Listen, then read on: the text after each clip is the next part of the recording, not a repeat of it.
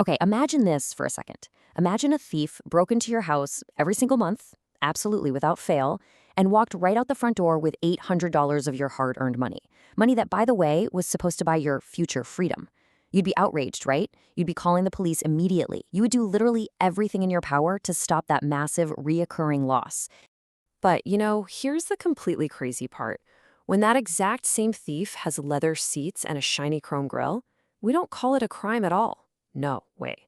We park it right in our driveway and we proudly call it needing reliable transportation. We completely, 100% normalize the robbery. All right, let's dive into this. Welcome to The Explainer, where we're going to unpack exactly what is happening in our driveways and, more importantly, in our bank accounts. Because honestly, have you ever found yourself behind a brand new gleaming monster of a truck on the highway and wondered how on earth are regular people affording these astronomical payments? Well, the truth is, while they're projecting massive success to the outside world, they're likely lying awake at 3 a.m. just one single emergency away from total financial disaster. So today we're breaking down this $800 habit and looking at exactly why we trade our true financial freedom for a shiny illusion of status. Let's start with Section 1, the Great Car Illusion, Wealth versus Survival Mode. Moving right along to Section 2, the brutal dealership math, pulling back the curtain. You see, it's incredibly easy to confuse looking rich with actually being wealthy. So let's pull back the curtain on the math that dealerships really don't want you doing. Today, lenders are comfortably stretching these $800 payments out to 7 or even 8 years. Now, you might think you're just paying the base price of a $60,000 truck, but add in the typical 6% interest. Then, stack on a $250 monthly insurance premium. And then, of course, you've got to factor in fuel and regular maintenance. Because the brutal reality, you are actually spending over $130,000 on transportation over those 7 years. Just let that number sink in for a moment. 130 grand. It's like this phrase perfectly captures, that isn't just a reliable car. It is literally wealth destruction with cup holders and heated seats. We've somehow taken one of the single biggest drains on our personal wealth and completely reframed it as a necessary luxury, totally blinding ourselves to the active liability just sitting right there in the garage. And here is the brutal conclusion to all of that dealership math. After a whole decade of making those payments, after sinking over $130,000 into this vehicle, you're left owning a piece of machinery worth, what, maybe $15,000? Your money has completely evaporated into a depreciating asset. Which brings us to Section 3, the ultimate opportunity cost, defense versus offense.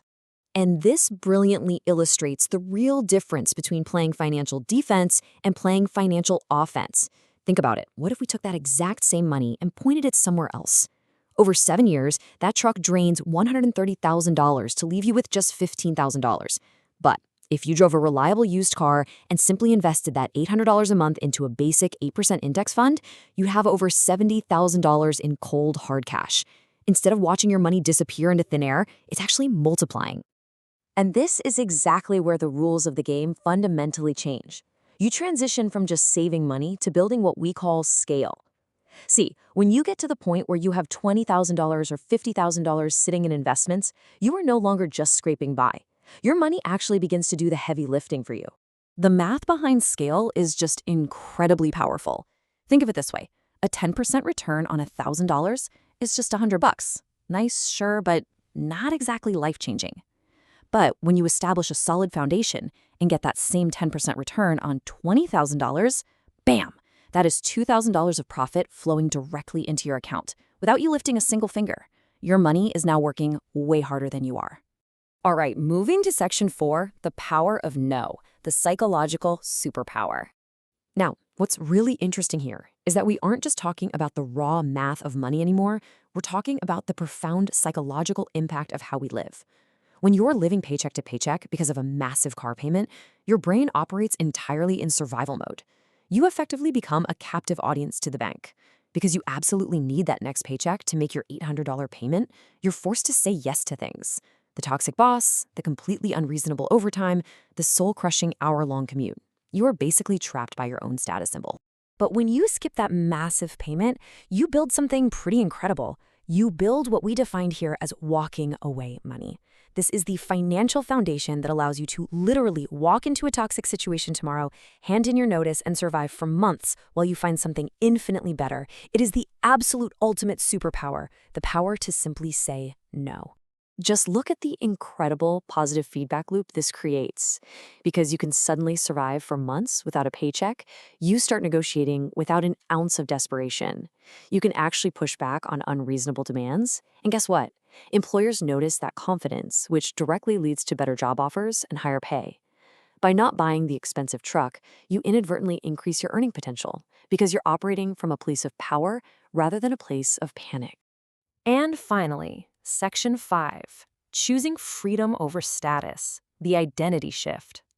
So the crucial point is, to actually break this $800 habit, you need a complete and total identity shift. You have to be entirely okay with the fact that your neighbor has a much shinier truck than you do. Because here's the little secret. While they're out there polishing that chrome, there's a really good chance they're sitting at their kitchen table eating cereal for dinner just to afford the insurance premiums on that thing. They're sacrificing their actual day-to-day quality of life just to keep up an outward illusion. It all really boils down to this single reality. Real wealth is not equity you can't access. Real wealth is freedom.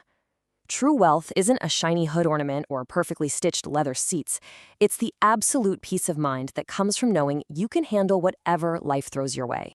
So what should you take away from this explainer? Let's run through these actionable steps. Start today by taking a hard look at your biggest expenses. Evaluate what you drive. Evaluate where you live. You really need to dig into your budget and find the margin to start building your foundation right now. It's time to trade the heavy, exhausting burden of status for the lightness of real security. Which leaves us with this final, vital question. Are you going to choose today's fleeting social status, or will you choose tomorrow's autonomy?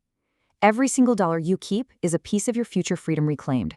So take a hard look at your driveway tonight and decide what kind of life you really want to drive toward.